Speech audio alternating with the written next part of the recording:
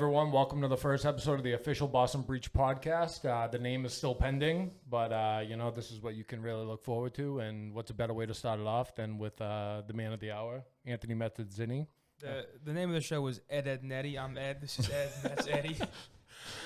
So it's, very, very weird to be here, especially under the conditions. I wish we could have done this a different time, but better late than never.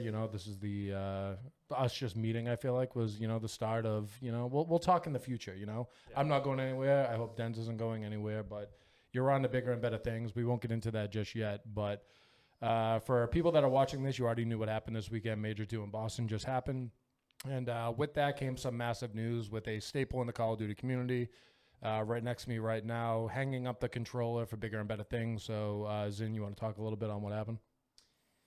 Yeah, I mean, it was a stressful day, definitely. I mean, me and him were at the coffee shop literally at like 12:30, and we were talking about how I want to do it, and it made sense for exposure and just for like impact to do it on stage, and doing it before Optic and Thieves was also our idea, just to make it as impactful as possible. My mindset was, if I was going to do it, it made sense to do it there, right? It's our home crowd. It's the place that gave me a home for the past year and a half. And I think saying goodbye on the stage is what made my life and made my career. So I think being able to thank people in person and thank everybody around the world that has supported me my entire life, I genuinely can't think of a better way to go out. So I'm happy now. It's like a weight off the shoulders because my parents were driving home. What happened was that morning, my parents knew that me retiring was coming up soon, and they asked if I was going to do it on stage, and I was like, my mindset was I didn't want to take away from the tournament and take away from the matches or take away from the breach, or I didn't want to overshadow any of the hard work that you guys and all the staff put into the event or the players still playing. But then I came to my senses, and there was just no better way to do it. I think my mindset was more so just like a scared mindset. I think I was making excuses for trying to delay the inevitable for as long as possible. But my parents were an hour away, and I was like, yeah, you should probably turn around. My mom's like, you're an asshole. So they turned around, and luckily my family got there in time, and we did it the right way. So it was a moment I'll always remember, and maybe I'll pull up Brady and just say, fuck it, I'm back. See, I think that was one thing that, like, we talked about. Well, I didn't talk about shit. I was just kind of in the room.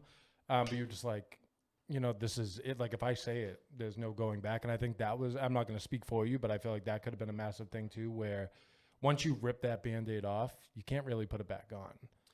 No, and I'm at the point in my life and career where I've been competing for 12, 11, 10 years, like 10 plus years professionally. And I knew once, I think Murph said it best. Murph is the owner of the Boston Breach. He said, you can't put the genie back in that bottle. Mm-hmm. And that's true, right? I'm sure there'd be a conversation if I really wanted to come back in like a week or two, but I wouldn't do that to the guys, my teammates, or anybody involved. It's just when I was on Ultra and I got benched and my content kind of took off, part of me slightly has always wondered about what I could make that, and also just the pressures and stress of competing. Like, our schedule is crazy. I mean, we were talking about leaving at 12 p.m. every day, getting back at 9 p.m., and you're going to have the people in the comments saying that's a normal fucking job, whatever, but 10 plus years of just nonstop competition. It's a very stressful environment. We're going out there and competing for our jobs every single day, and it got to the point where I was ready for something new, and I made the best decision for me, and I think everybody, right? Even my teammates, they don't deserve somebody in the room whose mind isn't 100% there.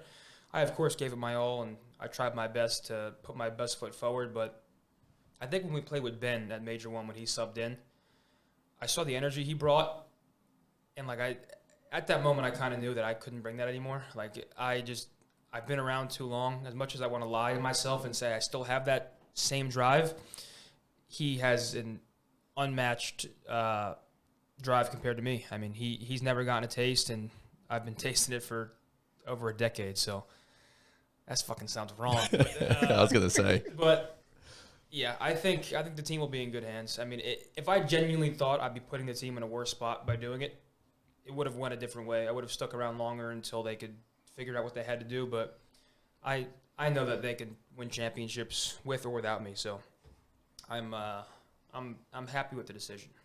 And then, Dens, as someone, as the GM of the team, when that conversation came up, what does that look like from the eyes of a GM? Because obviously there's a lot of moving pieces, right? What are you going to do with the team? How do you make sure that, like, he has everything he needs? Because obviously it was a pivotal part of the team and, launching the team and, the success that we saw. Like, there was never a day where he didn't support it. So how does that feel, from a GM standpoint when that was brought up? Yeah, it was a little weird.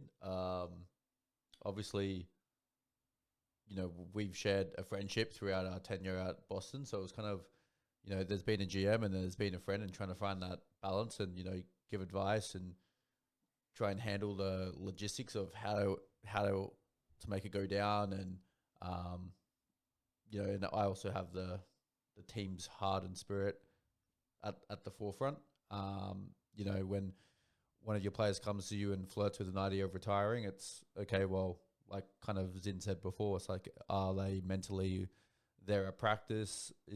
Are they harming our potential to win the championship?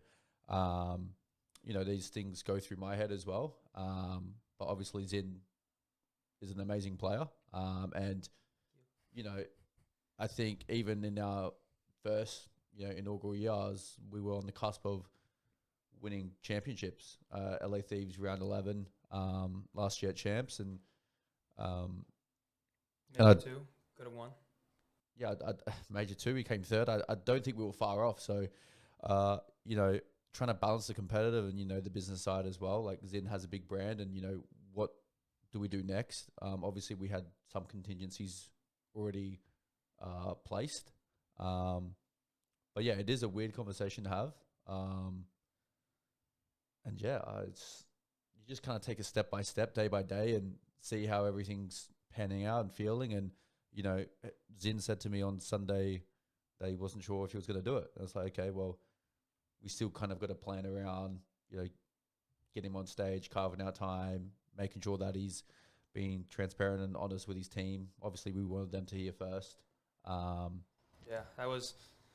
What's tough is there was like a little bit of a leak that happened a week before. There was a rumor circulating behind the scenes that I was retiring after the major, and my team sort of said that in our practice room, and I was like, this was the day we had a match, wasn't it? It was before we versed LA Thieves. Yeah, that's why we got reverse swept. But that was good and bad, because obviously would have preferred that not to happen on a match day, but it was also good because I'd rather them hear it there than at the major. Because obviously, I have some close friends in the community that I, of course, look upon for advice. And unfortunately, in the community, with something like that, word travels quick, and it got back. And I said, you know what, like, you have my full attention for this major. Let's talk about it after. And then after we got eliminated, that was pretty. He walked in on me pretty fucked up. After we got eliminated, I sort of broke down and walked back to the stage alone and just sort of stared there and started fucking bawling for a while. And he walked in. I know it messed him up a little bit, and luckily no one else saw, but that was like my final goodbye, just alone. And I wish there was like a video or a shot of it, because I was just in like the upper mezzanine by myself, empty stadium, just looking at the stage, just crying. Yeah, I didn't do my job. Yeah, well, honestly, I felt so, like, that day it was happening, I was like, who the fuck am I to record this? I was like, this is your moment. I just didn't feel right recording anything. Yeah, you could have. I mean, I didn't. I feel don't right. think. It was sort of like an incognito little exit I pulled there. I just sort of like sprinted out of the bar, and we were like sort of at like the VIP bar, and I sprinted out and back to the stage, and I lost it for a while. So, he came and comforted me. That was good, and that night was more emotional than the actual day of, I think. Trying to come to terms with the fact that I'm going to be stepping away. And then the stress the next day was like, I didn't really have time to be emotional. It was just like a lot of back and forth in my head. Going into the event, I was pretty set on retiring. And then after playing on that stage, the doubts started creeping in. And I was very back and forth, like, is this 100% what I want to do? And it went into like the emotion versus logic thing. Emotionally, if I could, I think I'd play for the rest of my life. I mean, being on that stage is unmatched, but for the long-term longevity of my career, for my mental health, and for everybody involved, it was the right time. And like I said, like it was truly like a fairy tale ending. The only thing that could have made it better was a win or closer to a win. Obviously, I would have loved to play it on Championship Sunday, but I still can't think of a better way to go than like the hometown crowd and my family and everybody watching such a hype match about to go down. It was the perfect storm for me to say goodbye. And what's crazy is I didn't write anything down, but I was in the mirror countless times throughout the weeks before, just going over what I want to say, and I missed a lot of the points I wanted to hit, but I think I did a decent job given, sort of, I walked out there and it was just like starstruck, and the crowd was crazy. And after the first thing I said, I think everybody knew what was going on. And that was, that was a day I'll never forget, ever. So you also brought up that, well, you've been around forever, right? You've been playing since you were 15 competitively. And, like, you've played with a lot of people. I'm sure there's been a lot of, like, rookies that you've played with at the time back in the day. But how tough is it leaving someone like Nero, right? Where, like, really got his big break with you. And over the years, I saw you, like, the past 2 years that I've seen you guys, you guys have become a lot closer. Yeah. So how tough is it, one, leaving, like, the team you're currently playing with, and two, someone that young that you probably helped guide a lot? You had a guide growing up too, I'm sure, like someone older in the scene that was able to answer those questions and be like, hey, like you should be walking this way, talking this way, really helping you. Well, literally exactly what you're describing is what Nate shot and some of the boys were for me. And I mean, the only word is it's fucking tough. I mean, I knew it would be emotional, and Nero was very comforting when I was crying the night of, because I went to the stage and I broke down, and I was looking at the stage, but I was also kind of breaking down on our walk back and just standing there, and I was trying to hide it, but I think everybody kind of knew I was losing it. And Dill was pretty comforting, and everybody, they were hugging me, and everybody was there for me. But I mean, it's not like it used to be, right? Like Nate Shot was influential in my life, but we didn't live near each other, right? Like these are people that I drive 20, 40 minutes with every single day, round trip. These are people I spend most of my time with, dinners, practice 8 hours a day, 8s after. I mean, it is legitimately like living with a family. So it's kind of like saying goodbye to your brothers, and that obviously sucks. I mean, I'm not sure if that part hit me yet. I think when they start practicing and I'm not here anymore, I think I'll have to send some FaceTimes, and it's weird, man, because, I mean, you just don't expect to make relationships with people in this way. Like, if you told me Awakening would be one of my favorite people a year ago, I'd be like, what the fuck are you talking about? And then I get to know someone like Joe, and I'm just like, I fucking love this kid. And leaving them is going to suck. Leaving him, leaving Zach, it's all going to suck, because we've spent the past year and a half together, but it's part of life. I've been around long enough to know that these things happen, and eventually things will be normal, right? Maybe tomorrow when they start practicing, it'll be a little weird, and maybe for a week it'll be a little weird, but at some point, life goes on and everything starts to feel normal. So it sucks right now, but luckily I'm not going very far, right? I'll still see these guys. I can still, I'm sure I'm invited to team dinners. Hopefully I'll probably have to pay my own way this time, but I'm sure I can crash the team dinners and be involved in certain ways at events. And I mean, I know if I fly here for a weekend, I have plenty of people to see. So it's not goodbye, it's see you later. So it's a mixture of emotions. I mean, I can't help but notice you said all these people you're going to miss. I never got, like, I'm going to miss seeing you You're kind around. of a piece of shit. I mean, it's everybody, right? It's even the people that you don't know very well, right? Like Jeff at Helix and the people I walk by every day. It's become my routine, right? And them fist pumping me on my way in and out, hooking us up with food and tweeting us when we win. I mean, these are people who maybe I don't have a super personal connection with, but people who are still part of my everyday life and people I expect to see and I have seen. So it's going to be weird, especially when all I've known is competition. I mean, for the past over a decade, I mean, I went pro at 15, but I was competing for a while before then. So it's the only thing I've ever known, and it's going to feel weird waking up and not having that like super strict schedule and the competitive stress. And it's one of those things where I'm going to look back and I'm going to miss it inevitably. I mean, there's no way not to, but the end of the day, you gotta live with the decisions you make, and it was gonna happen at some point. I mean, there's still competition. You know what I mean? Like, you're just doing it in a different way now. Yeah, no, I mean, it's just the stage and like that atmosphere, and I don't think I'll ever be able to emulate that. I can play in the kickoff tournaments and the online tournaments and the Warzone tournaments, and I can compete in all that, and sure, it's competitive, and maybe it'll help scratch that itch a little bit, but nothing will ever touch what we do. I mean, I played Call of Duty at the highest level for over 10 years. No Warzone tournament, no online tournament is ever going to fully scratch that itch. So it's going to be an adjustment, but I'm confident where I'm going. So it's one of those things where I'm sad and I'm terrified, but I also know and I'm hopeful that good things are coming. So it's just a very back and forth in my head, a mix of emotions. And like I said, I still don't think it's fully hit me yet. I mean, we're only, 3 days ago is when it happened? 2 days ago? Yeah. 2 days ago. 2 days ago. 2 days ago. Feels like a fucking week already. Yeah.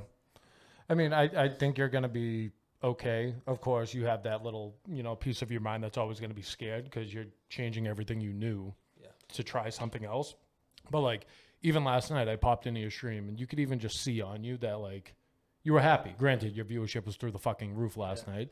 But, like, you could tell that you were genuinely, like, happy. And maybe, that is the immediate knee-jerk reaction of this actually happening. Yeah. Maybe you'll have a morning and you wake up and you break down again. But that's the change, that you wanted to take on. And knowing who you are, in these short, 2 years, I think you're going to be okay. Yeah. And you still have, this big system around you of people that you didn't really know too well. Like, myself, I've known you for all of a year and a half. Yeah. Whenever you come to town, you need something, I'm a phone call away. Exactly. And that's how we all are, right? That's what's, on a little tangent, that's what's cool about what we've done for so long. I have so many couches I can sleep on in so many different parts of the world. If I go to London, I have a couch to sleep on, LA, Atlanta, Chicago. I mean, we know people everywhere now. So luckily I know a lot of people here, but I'm going to break down again. I mean, it's inevitable. There's a saying that athletes die twice, and I think the same goes for any competitor, right? I mean, people cry and lose it when they're done with high school sports and college sports. I mean, I know I've said it a lot, but I've competed ever since I'm a little kid. I've literally went from, super round and pudgy and waddling, still a little round, but, the face still got it. But, I mean, it's been, I said it on stage, it's truly been the honor of a lifetime. I mean, to travel the world with your best friends, to compete with and against them, to try different foods and experience different cultures and play for as long as I did. I mean, the amount of gratefulness and how humbling it is I really can't put it into words. I mean, I know how special it is to be able to do what I did for so long. What sucks is I obviously wish I go down as a more accomplished player. That's just the way it is. I didn't win as much as I would have liked to. I think there were certain parts of my career where I was one of the best, but I think I'm one of those people who's going to be remembered for the personality and for the longevity and less so the accolades, which is okay. I mean, it sucks, and I wish it could be different, but that's life. How many championships you win? I won 2. And guess what? That's infinite more than I ever did when I was playing. Yeah, I mean... MVP? Yeah, I've won an MVP. Yeah, I mean, don't get me wrong. I've accomplished some, but obviously when you play for 10 years and you played for some of the teams I played for, things didn't always go my way, but I don't regret anything. I mean, every decision I've made and everything that's happened has made me who I am today. So it's bittersweet. It's gonna suck watching though, because I'm gonna think I'm better than everybody I'm watching. It's not gonna suck when you have those tens of thousands of people watching you though. Yeah, I mean, I'm fucking around. Yeah, I know, but like I said, it's just gonna be different. Like, I don't doubt the amount of support I'm gonna have, and I don't doubt that I can still be heavily involved because I will be. It's just gonna be a different look and a different feeling, you know. I don't think we've ever spoke about this, Dens. What was your thought process going into building the breach when you went for Zinni? The thought process when the kids got followers, we got a new brand. Yeah, no, honestly, it's. I mean, he was one of the most established players. Obviously, he had a pretty good career. So he was just at Toronto, and I think they came third before you got dropped. We placed third. You guys placed third or fourth? I don't remember. I don't think we even placed that well. I think you're tripping. No, you guys placed decently, and then you got dropped, and you're like, hey, like I was actually performing quite well. The team wasn't Yeah, we were. Once again, the team was on the cusp of Yeah. like breaking in. That team could have won. That team couldn't have won. It just sucks that the meta I got dropped in wasn't my meta. Like, weirdly enough, I hated the M4 in that game, and I was great with the Krig. But yeah, you can keep going. Sorry. Yeah, no, he was an obvious pick from brand and talent point of view. And obviously, he's been at it for 10 plus years. So, you know, the kind of building blocks that we wanted was young, hungry players, and then Zin to kind of lead the way. So it was a pretty obvious choice from our point of view. And yeah, he's filled out that role perfectly to a T. I mean, we're probably the second most favorite team. Yeah, which is unreal. I think Breach. I mean, ever since the Texas major last year, I forget if it was kickoff of the major, but it was my first time walking on stage since I got benched from Ultra, and the crowd was fucking ballistic. And I don't mean to toot my own horn, but I knew largely it was because of the support for me, and luckily the streams took off, and I think that sort of helped shine some light on the guys next to me. And I think me and Tej was a story, and Capsule, a lot of talk was around him, and then Nero was this young gun from Challengers. So it was like the perfect storm for people to support. And, I mean, the Boston fans are crazy. Yeah. I mean, we have the local market, but it's not even just the local market. It's just people who genuinely love the brand and love the team. And I think me streaming scrims helped as well, because it gave people a look into the actual work and the personalities of some of the players. Because, I mean, you wouldn't necessarily know someone like Nero from the outside, right? But it's streams like that let you hear his voice and the way he interacts with people and what he brings in games. So, yeah, I mean, we are definitely one of the most favored teams, and it better fucking stay that way when I'm gone, because, I mean, I'll still be rooting for Boston when I'm gone. I'll still have that foam finger in the air, and I'll be clapping with you guys. But yeah, and also, you were also involved with Challengers too, so you were watching a lot of Challengers, and I was pretty fucking good in Cold War and Challengers, so I think that helped, because if I didn't play Challengers, It's all right. If I didn't play Challengers, I don't think I would have gotten the opportunity, because if I'd have sat there on my ass and played ranked play all day, you wouldn't have seen that competitive drive that I still had. So getting dropped from Toronto was a blessing in disguise. At the time, I thought my life was over, and then it turned out being the best thing that ever happened, right? I helped build a bigger community, which is kind of unheard of, because usually when you're younger and getting started, and that's when you have the most eyes on you, and I sort of built a bigger fan base 8-9 years in, which was, I wouldn't say unheard of, but it's weird. I mean, you didn't even just build your fan base. You literally were able to help build a fan base for a whole new team. Yeah. You know, that's incredible within itself. And that was awesome, too. Especially, it's weird because I'm from New Jersey. I'm a New York sports fan my whole life. I kind of committed a sin by coming here and playing for Boston. But one thing I'll say about Boston that made it special and made me feel great about it was just meeting the people at the helm. Helm, that's the right word, right? At the top. And that's Big Murph and Adam.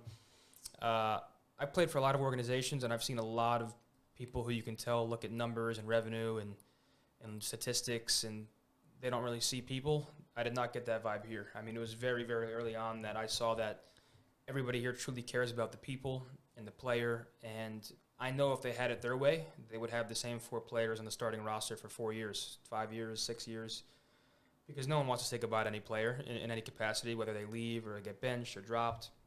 So it was special to build something with special people who genuinely looked at all of us players as building blocks and as people and as something other than a number and a money grab. And that was very obvious. And it was obvious this past weekend. I mean, my fucking family was spoiled with merch, and, you know, they couldn't stop talking about how well everybody was treating them. And I think what really made me appreciative is everyone's reaction to me wanting to retire. Because from the outside looking in, if I owned a team and the biggest player in your brand wanted to step away, I would probably be a little upset and I'm sure there's people upset, but there was no anger. There was no trying to talk me out of it. There was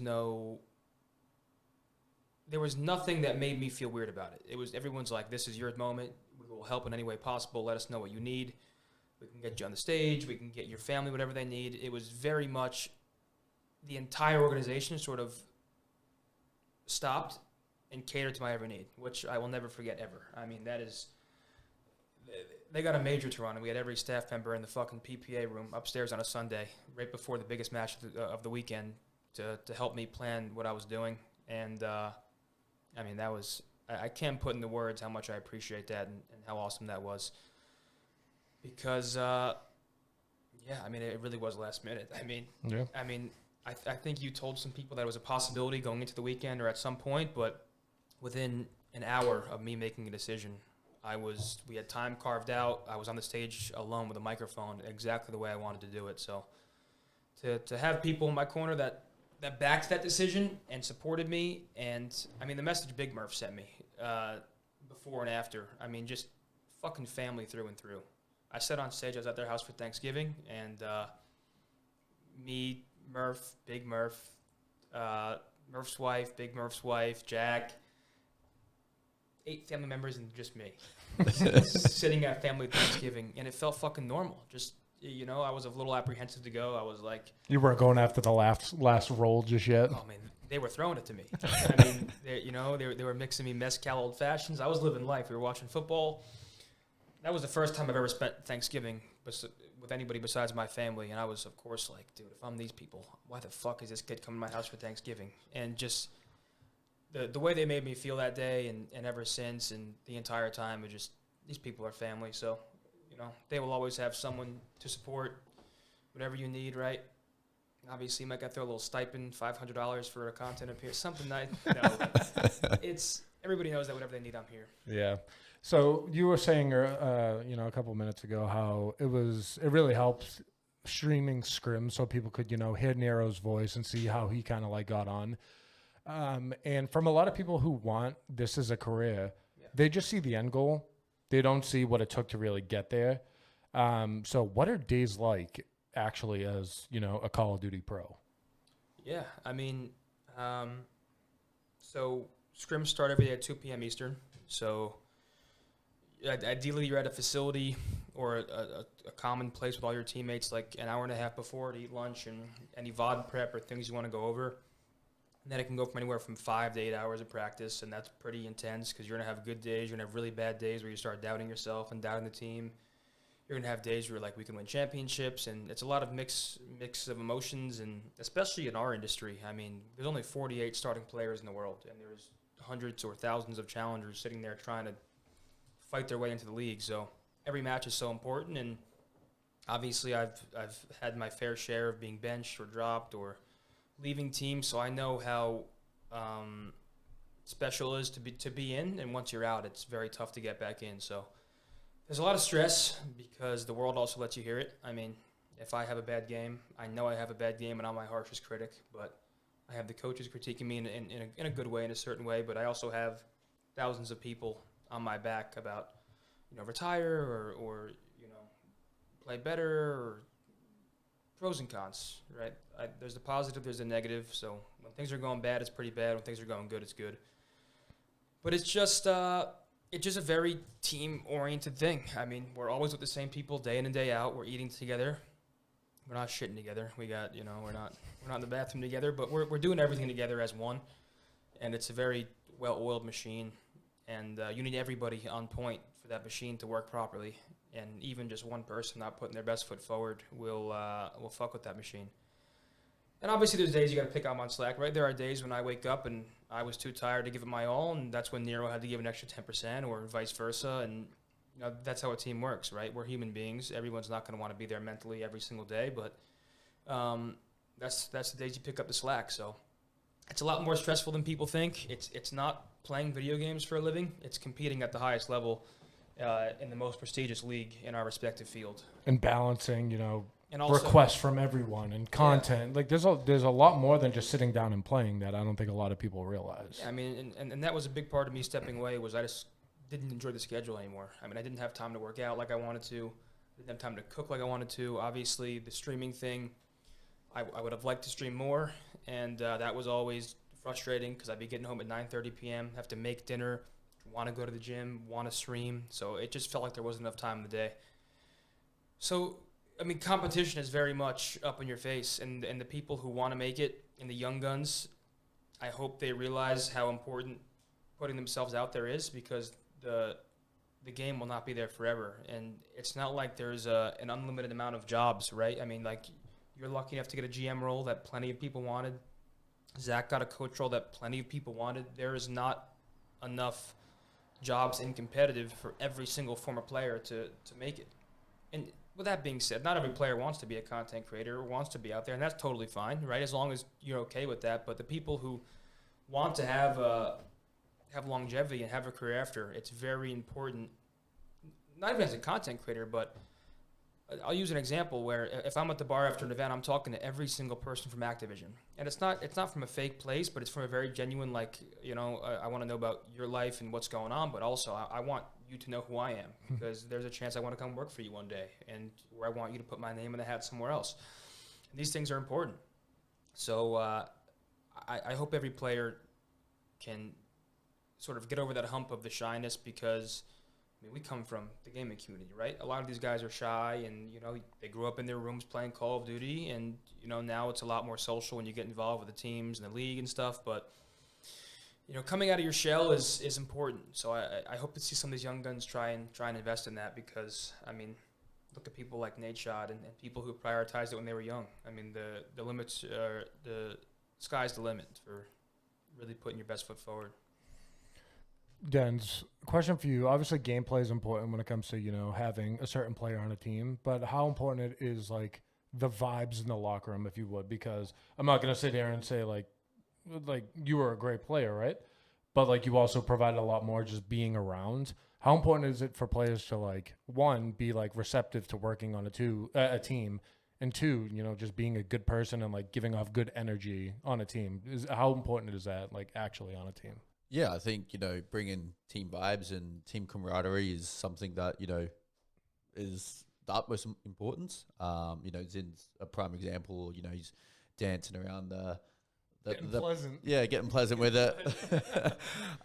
He's cracking jokes, because like you mentioned, you have those rough days, and, to get out of those rough days and those moments where, the world feels like it's on your shoulders, just breaking a laugh, having a joke, getting out, going for team dinners. That was a fucking big part of the team dinners. Yeah. Every night, dinner, food. Yardy. Food. Yeah, yard house. And yeah, so he does need to get back to the gym. Yeah. I need to get that, man. But no, it's very important. Zach's also one of the key members, our head coach, to, try and bring those vibes together. Obviously, he's got a responsibility to make sure the guys are learning and being as productive as possible. But also at the same time, he's there in on the shit days. And I think team camaraderie is something that you kind of got to build within the team culture itself. I'm always a big fan of talking to the lads in the squad in person. I don't really like the texting. So, even when you have those bad moments, like, okay, let's air it out. Tell me how you feel, kind of thing. Instead of pushing it under the rug. So, yeah, I think the team vibes is, I don't think any team vibes helps, especially because there's multiple, like, dynasties or teams that, like, the only reason they're still together is because they win. And if they weren't winning, they'd be gone. So I think that kind of team vibes brings people stronger, closer together, makes the team stronger. And, that trust it builds as well outside of the game then translates into the game. So very important. Yeah. The game has also transformed to where back when we were growing up, winning consistently was a little more plausible for some of the top teams. Now the league is the most competitive it's ever been. That's why team vibes are so important, is because winning cannot keep your team together, because you can't guarantee wins. You can be the best team in the world, and I truly, and without delusion, say we were the best team in the world at multiple points throughout our 2 years or year and a half together. And I know that for a fact. We just didn't put it together at the time. But we could have won championships, and not winning is it's shitty, but having those team vibes and that trust is important, because as a competitor, your biggest enemy is overthinking, right? You have a bad day at practice, you go back to your room alone, your mind is racing, your teammate yelled at you, right? Maybe your confidence is hurt, your ego's hurt.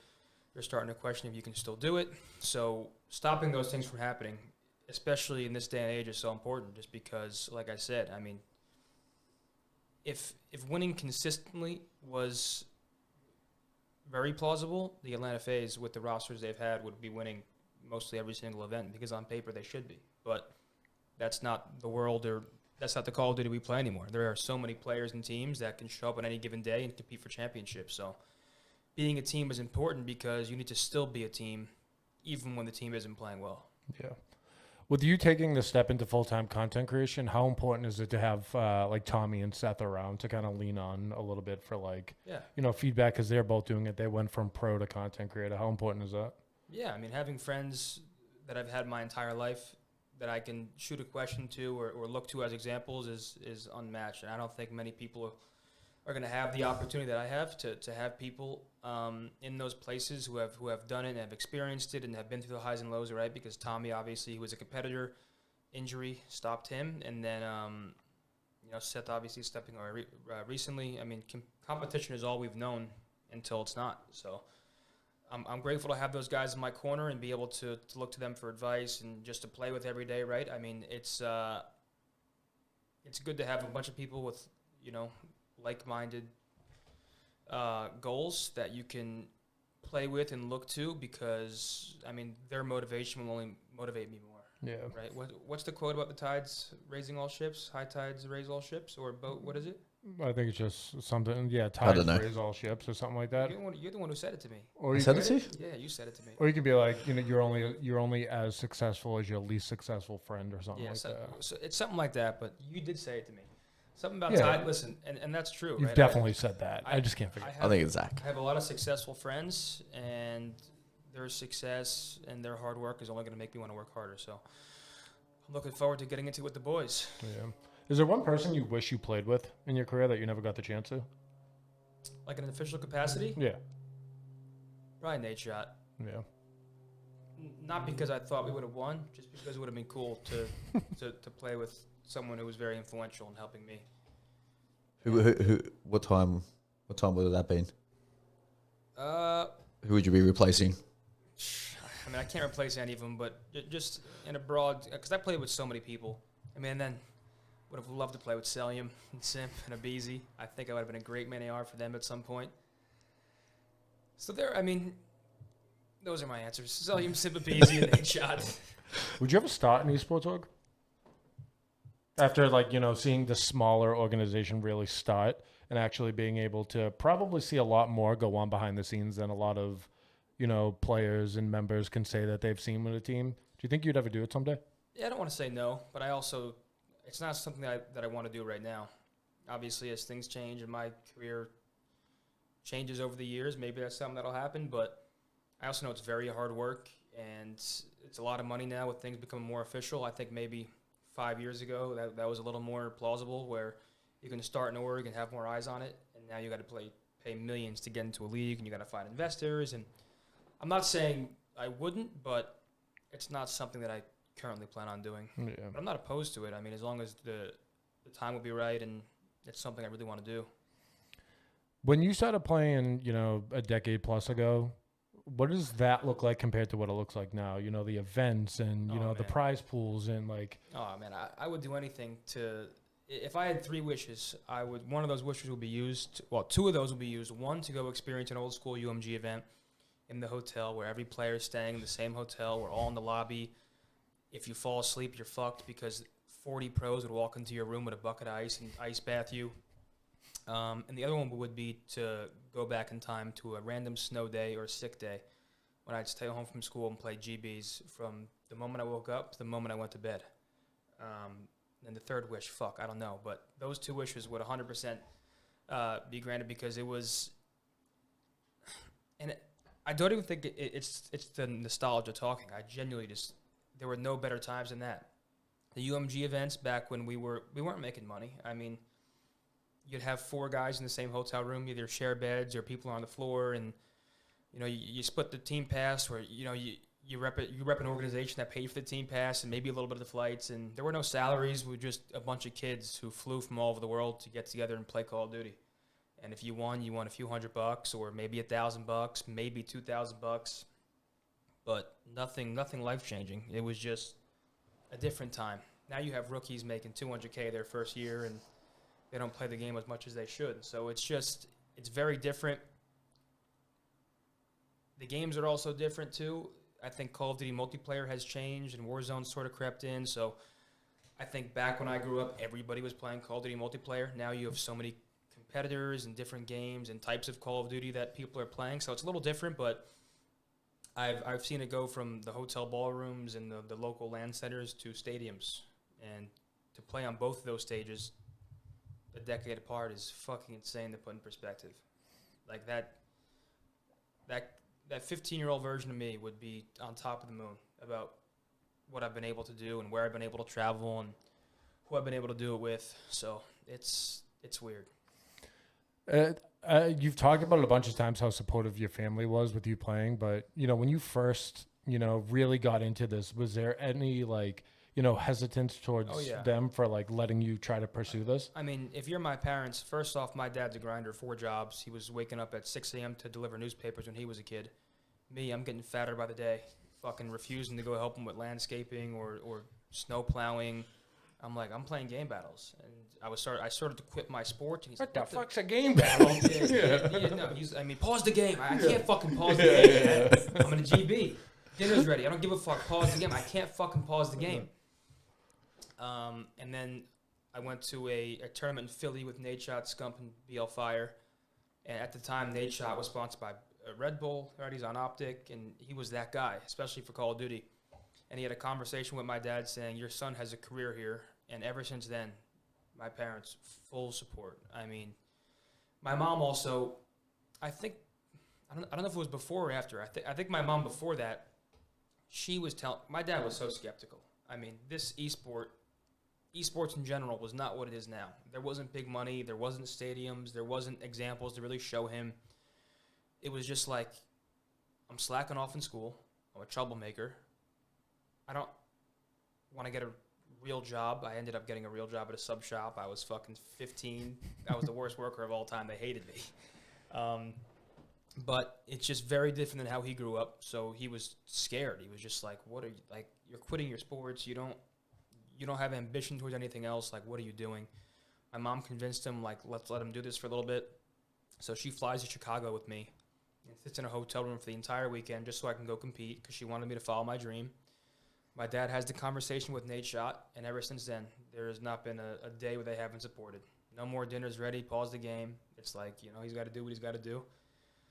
And I think they're very happy now that they let me have the freedom I had because it's not easy, especially during that time, to give your kid that type of freedom, especially when you grow up in a way different way and work was so important and work for the dollar. And my dad owns a landscaping business. He owns a bar and restaurant. He builds houses. He sells lumber. I mean, the guy is a jack of all trades, and I just fucking shoot bots with virtual aim assist. You know what I mean? So a little different. It was scary for them, and I mean, it was. You could just see it on their faces, right? Seeing their reaction to my retirement. That's just not many people have that type of support. So if you're a parent watching this, or if you're a kid watching this, and you need your parents' support. As long as you're not dog shit, man, they should give it to you, Do any of your siblings, at school, do they know who you are? Any of their friends? Oh, yeah. Yeah? Yeah, my brother's There's probably hot shit in that. Yeah, my brother's still in high school. One night, my sister, who's about to graduate college, sends me a selfie from a bar with some guy who's this kid said he beat you in wagers. And I'm like, what the fuck? No, he didn't. I said, first off, no, he didn't. And second, get the fuck away from him right now. So, yeah, I mean... That's the weird part, is being stopped on the street as if I'm DiCaprio, where it's I can be walking through a random city and it's are you Methodz? Can we get a picture? And I'm just dude, what is going on? It must feel great. Yeah, first couple times, sometimes you have to be on your way. I get it, you're in a rush, but no, I mean, do you remember the first time you got stopped? Do you remember that day? In public outside of a gaming event, we were 2014 or I think it was 2013 MLG Anaheim. I was on FaZe at the time, and me and my family were walking around Universal Studios in Florida. And I'm walking past some kid, and he starts fucking freaking out. And my parents are like, "Is this kid all right? Is he good? What the hell's going on?" And he asked for a picture with me, and they talked about that for a month. just like, that's so crazy. My grandma, oh, Anthony, that's incredible. That was awesome for them to see, and that was the first time I was like, and I had some secondhand embarrassment then. Everyone's looking at me, and I'm like, I can't imagine being like a random parent walking by saying, why the fuck is that kid taking a picture with that kid freaking out like he's Bieber? It's weird, but yeah, it's humbling. Yeah, I mean, you've come a long way from the secondhand embarrassment, I feel like. You thrive in it now. Fully embrace. Yeah. Yes and no. I think when I was a little younger, I was a little better. The anxiety's gotten a little weirder when I've grown up, so it's like, it's inconsistent. There are days when I don't give a fuck, and there are days when I want to be left alone and don't care for any sort of attention at all. So I think it's more so inconsistent these days. There was a time in my life where I would have walked up to anybody and said anything and done anything, and any dare you gave me, I would have done. Now I'm a lot more reserved and a little more mature. Not fully mature, but a little more. I can back that statement. Yeah. So you have Better Days Ahead, which is clothing brand, mental health initiative that you're spearheading, and you just brought up anxiety. Mental health is obviously a huge thing in the world and in the gaming community. Yeah. Anything you want to say about, people, that are struggling with it? I know that Better Days Ahead does a phenomenal job of, giving back. Yeah. But it's a massive thing that I feel like, it's become a lot more accessible and, it's been talked about a lot more than it used to in the past. And I love seeing that because it should be talked about. But I feel like you've been extremely outspoken about it. Yeah. I mean, here's the biggest problem with mental health and competition that I think is, if I were to come to you or one of my teammates and say I'm feeling very depressed or anxious, there has to be some part of that person that thinks you could be a liability as a player. Because if you were thinking of having a panic attack on stage or something, you're like, we're trying to compete for championships. So it's a mix of trying, and I think if you have maybe some mental health problems, you understand that a little more than someone who doesn't. If you're someone who doesn't have anxiety or depression or any mental health problem, it's hard to understand, I think, what it feels like or what it is. So I can see how people can view it as like a liability or a weird thing competition-wise. That's why I was always a little scared to talk about it. But then I think I reached a point where I was like, I can fucking talk about this and no one's going to really tell me off or feel a certain way about it. And I think just the community we grew up in. I mean, it's a very sheltered lifestyle at times, especially growing up where it's a lot of gaming. And I was lucky enough to have a great family and some friends. But still, man, I mean, you have the internet looking at you every single day, people judging you, what you look like. I mean, it's not easy. Life in general these days is not easy, especially. But in this community, when the spotlight's on you, it's tough. I think what I would say to the public is that a lot of players suffer from mental health problems, whether they talk about it or not. I mean, I know players and content creators and friends in the community who, of course, maybe don't talk about it as much as I do, but they still suffer. So you're not alone. You truly don't know what anybody's going through. I have this whole social media spiel where I think social media has changed the way everybody thinks, and it's just a whole big comparison game now. So, I mean, you're logging on the internet every single day, and if you're 18 years old, you think you should be a multimillionaire with a Lamborghini, and everyone's just so anxious about their future now because all they see are futures and people's lives and the fucking bottle service and the private jets, and nobody feels good enough anymore. So Instagram's a highlight reel. I always say that. yeah, I mean, listen, I post pictures of my good-looking chicken parm. Mm-hmm. I don't post a bland chicken and rice. You know what I mean? No, that's right. Why would I post a bland chicken and rice? But I'll post a filet mignon, and that's a very small example of what it truly is. I mean, you'll see a selfie of me and my boys out drinking, having a good time, but you're not going to see the selfie of me in my fucking bed not wanting to get to bed all day, right? Why would I post that? So you don't know what anybody's going through. It's very important. I'm glad it's being talked about now, but I just think it's like a pandemic type thing where I think so many people are suffering from it now. I'm grateful that there's a lot more avenues now and there's a lot more people talking about it because I think especially like the generations before us. I mean, you said you're depressed, shut the fuck up, go to work. Yeah. Now it's an actual thing that's a conversation. So it's important. It's being talked about. It needs to be talked about more. I just everybody knows that they're not alone, no matter what. Like, someone in this world is dealing with the same exact thoughts that you're having, same exact problems. So it's important to me, and it should be important to everybody. Yeah. All right, so we'll start wrapping. Denz, as you know, a friend of Zin, GM, well, former GM for Zim. Yeah. Any final words you want to say to him on his retirement? When's this coming out? A couple days, Couple of days? like ASAP. ASAP. All right. Never mind then. Keep going. Former GM. I mean, I could be convinced otherwise. Where am I going? Where are you going? I don't know. Well, you're saying former GM. Well, Where am I like, going? will he still manage you if you're not a player? I don't know. I'm just fucking with him. Yeah, if he's an influencer. Yeah, Yeah. I don't know. That might be my job. Yeah, that one's someone else's jurisdiction. I mean, I've had plenty of conversations with Zin. Obviously, congratulations on your career, your tenure. Like I mentioned in the championships, only a few people have accomplished what you have, although you've wanted to go further. And I just know, with your personality and your drive and your motivation, you'll kill whatever comes next. I'm crying, man. Thank you. Thank you. And then anything you want to say to, you're not done? I'm not done. No. Continue then. I'm sorry. That's on me. We'll see how the first week of games go. We might need you back.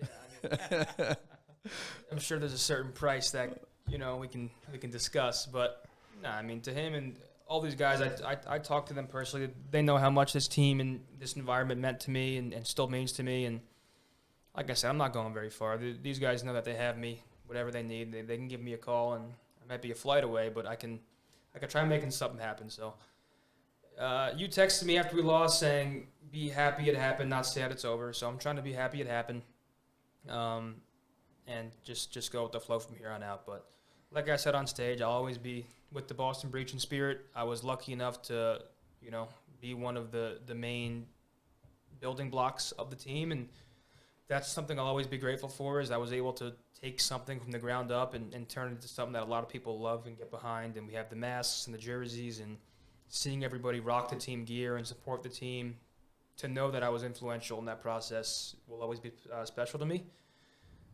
So I will always have that foam finger for Breach, So a part of me most of me will always be rooting for you guys to win.